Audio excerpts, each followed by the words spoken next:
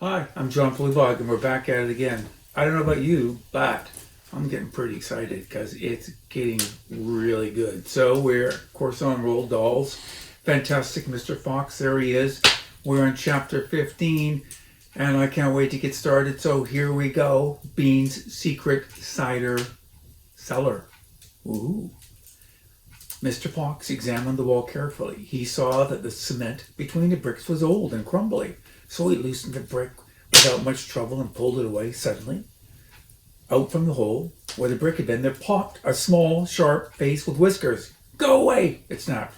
"You can't come in here. It's private." "Good Lord," said the badger, "it's a rat."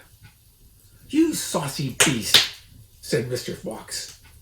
"I should have guessed we'd find you down here somewhere." "Go away!" shrieked Rat. "Go on, beat it. This is a private pitch." "Oh, shut up," said Mr. Fox. "Oh, I will not shut up," shrieked the Rat. "This is my place. I got here first." Mr. Fox gave a brilliant smile, flashing his white teeth. "My dear Rat," he said softly, "I am a hungry fellow, and if you don't hop to it quickly, I shall eat you up in one gulp." Oh, that did it. Rat popped back fast out of sight. Mr. Fox laughed and began pulling out more bricks out of the wall. When he'd made a biggish hole, he crept through it. Badger and the smallest fox followed him in. They found themselves in a vast, damp, gloomy cellar. "This is it!" cried Mr. Fox. "This is what?" said the Badger. "This place is empty." "Well, where are the turkeys?" asked the smallest fox, staring into the gloom. "Well, I thought Mr. Bean was like a turkey man." "He is a turkey man," said Mr. Fox, "but we're not after turkeys now. We've got plenty of food." "Well, what do we need, Dad?" "Take a good look around," said Mr. Fox. "Don't you see anything that interests you?" And I think it's time for me to show you the picture. Can you see that? What is that? Let's see.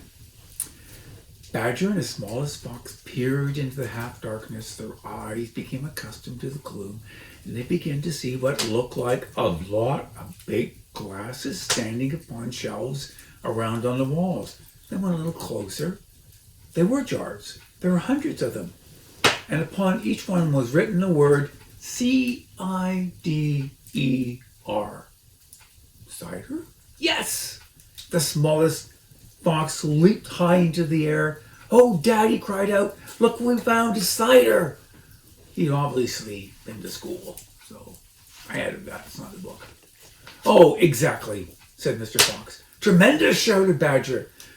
"Bean's secret cider cellar," said Mr. Fox. "But go carefully, my dears. Don't make a noise. This cider is right underneath the farmhouse itself." "Cider," said Badger.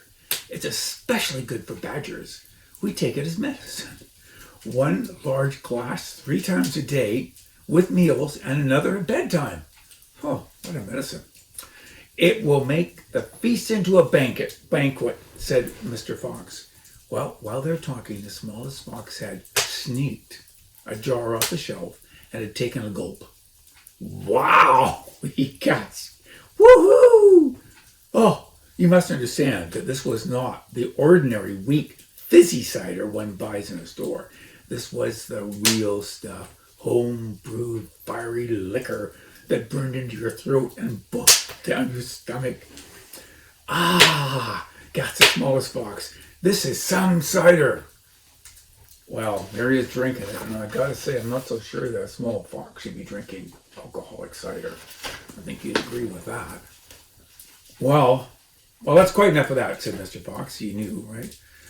Grabbing a jar and putting it to his own lips, he took a tremendous gulp. "Oh, it's miraculous," he whispered, fighting for breath. "Oh, it's fabulous. It's beautiful." "That's my turn," said the Badger, taking the jar and tilting his head well back. The cider gurgled and burbled down into his throat. "Oh, it's like melted gold," he gasped.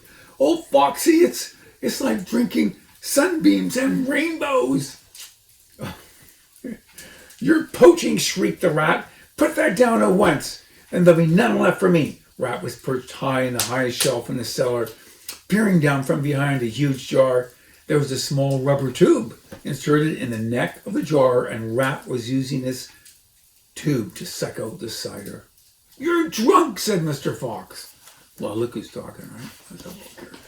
"Yeah, well, mind your own business," shrieked the Rat.